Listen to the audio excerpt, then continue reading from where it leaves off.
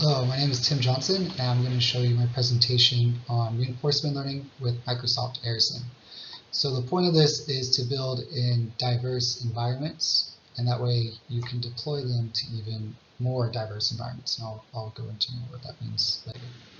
So in this first slide, it shows an example of what it looks inside of Unreal Engine, which is actually a video game engine.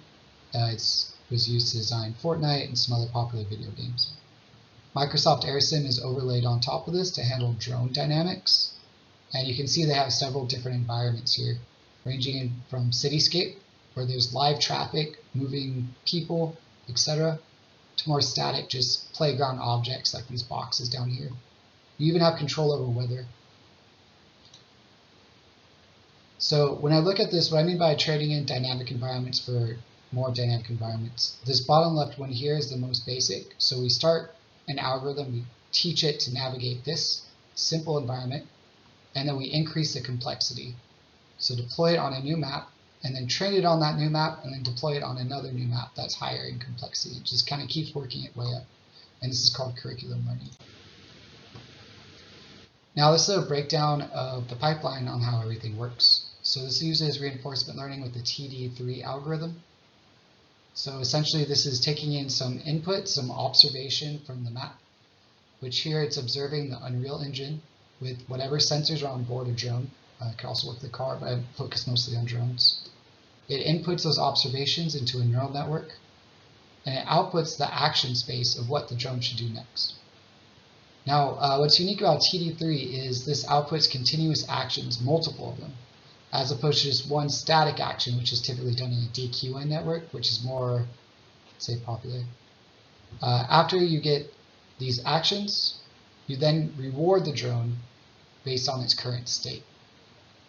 So these rewards are an aggregation of several features. I focused on getting the drone from point A to point B, so you reward it for how close to the objective it is.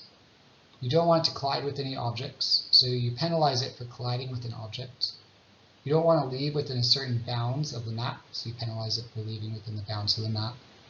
And you also want to penalize it for using too much power. And I'll get into that in the next slide, but for now I want to focus more on how to train this network. So you enter this feedback loop from 1, 2, 3, where you observe, pass it through the policy network, receive an action, interact with the environment, receive a reward. Every time you do this 1, 2, 3, you stack that tuple onto a replay buffer. That saves each of your observations, actions, and rewards. After this step, it's kind of like supervised learning. You have several different tuples of observation, action, reward. Then you train your policy network to optimize the best action based on the reward. And you train your critic network, which is evaluating how well each action was. And your critic network's goal is to try and predict the future rewards as well as immediate reward.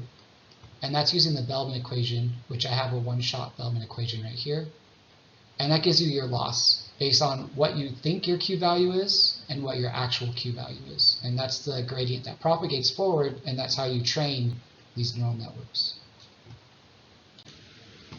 So this is kind of a breakdown of all the different inputs that go into this network. You can see it's actually a several branch neural network. Each of these yellow branches is a convolutional neural network, which takes in some matrix input, such as camera RGBs or LiDAR estimates from distances around it. After all these CNNs feed in parallel, then you connect a flattened layer in series where you feed in drone dynamics, such as its position and velocity, also rotation, and objectives, such as how far away it is from the goal, and other things.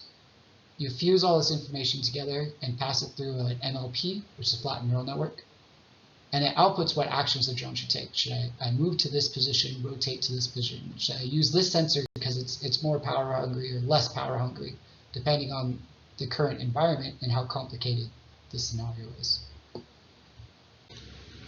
So these are some example paths that show what it learned, going from point A to point B with only horizontal motion.